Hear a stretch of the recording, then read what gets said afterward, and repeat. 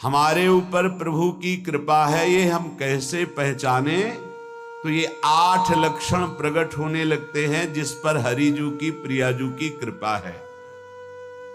पहला, घोर अपराध करने वाले के प्रति भी दया की भावना, शांति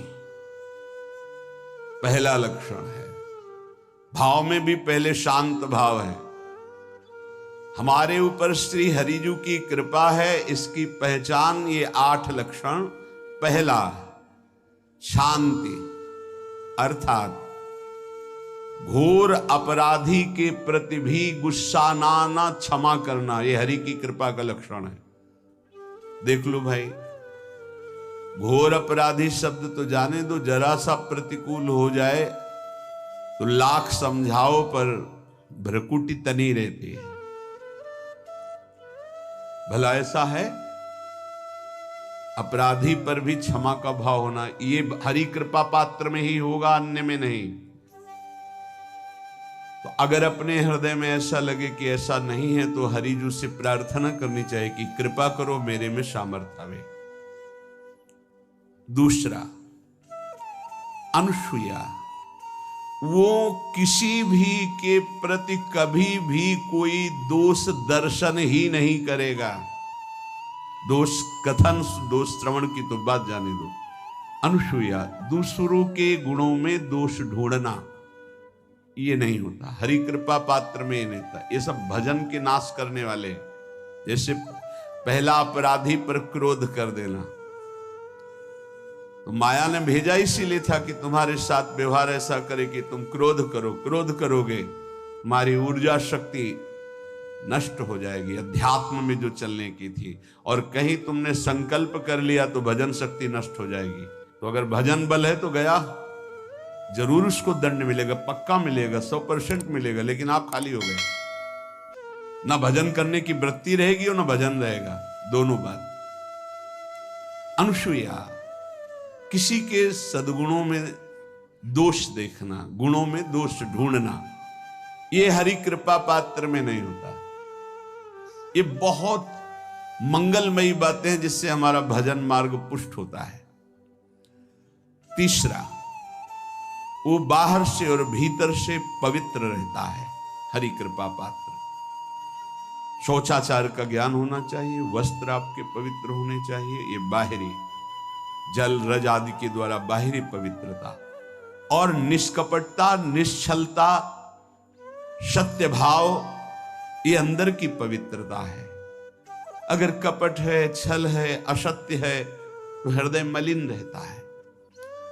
भीतर और बाहर से पवित्र रहना, इसमें खास बात क्या है? भीतर और बाहर से पवित्र रहने में, भीतर और बाहर से सदैव पवित्र कौन रह सकता है? तो बोले जो पुंडरीकाक्ष भगवान श्री हरि का प्रियाजू का स्मरण करता रहता है, वो शवायाभ्यंतर शुचि, वो बाह्य और अभ्यंतर दोनों से पावन रहता है।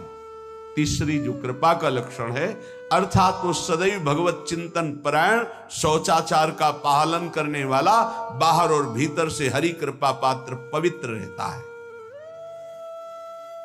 चौथा,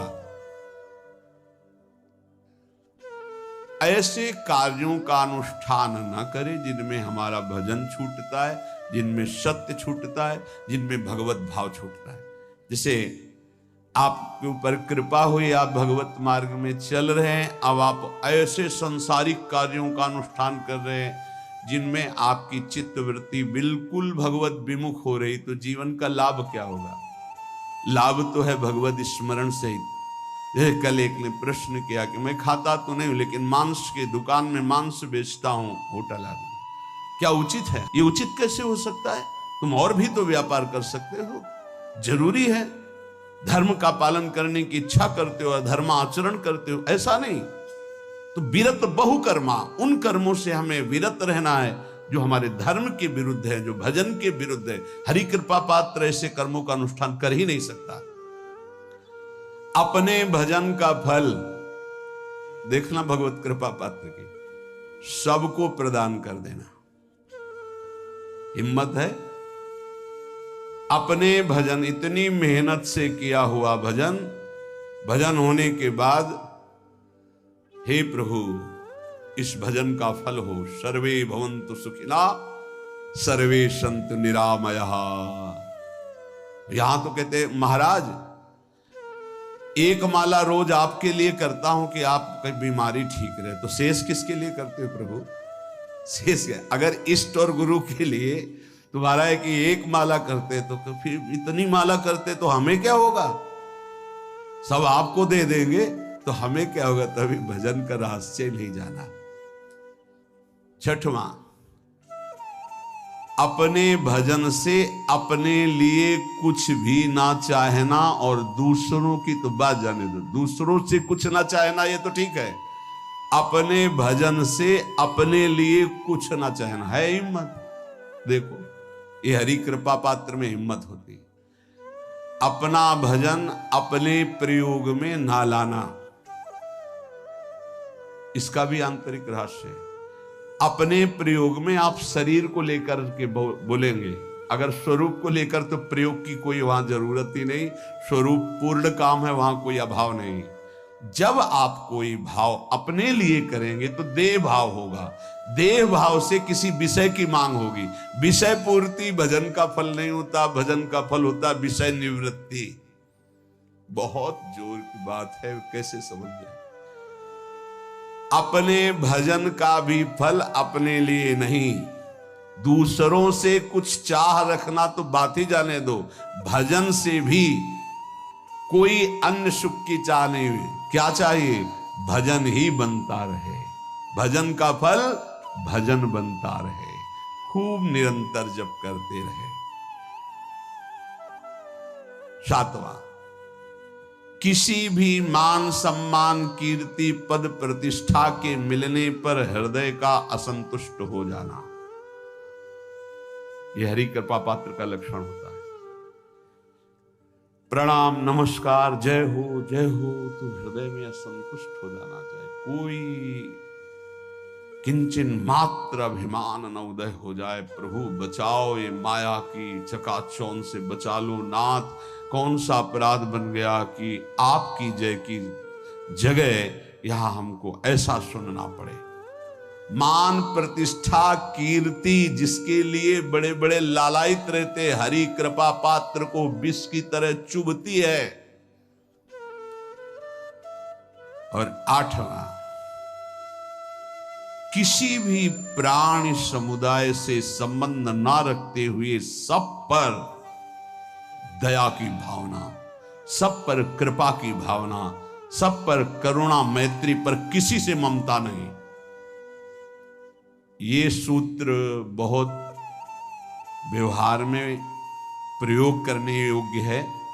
सबसे करुणा और मैत्री, पर किसी से ममता नहीं।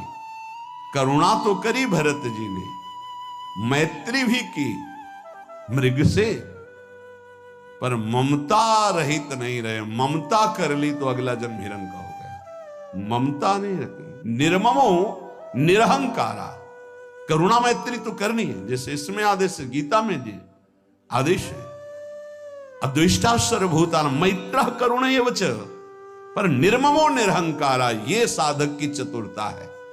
प्राणी मात्र पर दया कृपा करुणा मैत्री, पर ममता नहीं।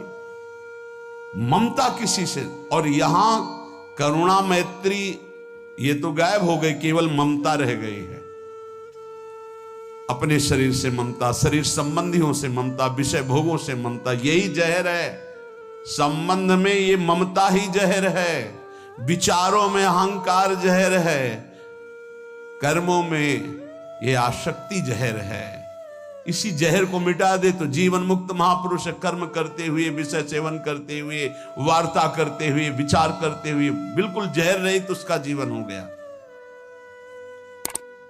तो ये 8 बातें हरि कृपा पात्र में होती हैं, इनको बार बार सुनना, हृदय में धारण करना।